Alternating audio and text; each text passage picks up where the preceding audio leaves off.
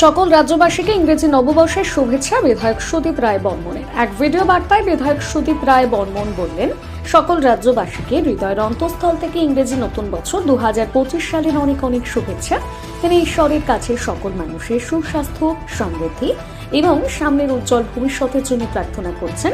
বিধায়ক সুদীপ রায় বর্মনের আশা, ইংরেজি 2025 সাল নতুন বছর সকলের জনগণের জীবনের সেরা বছর হয়ে উঠবে। Hello everybody, Namaskar, Kolunka, Assalamu alaikum. Wish you all a fabulous and a splendid New Year 2025. I pray to the Almighty for your good health, prosperity and a bright future ahead.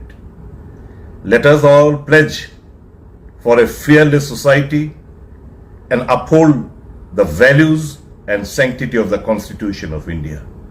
God bless all of you. God bless my state, Tripura.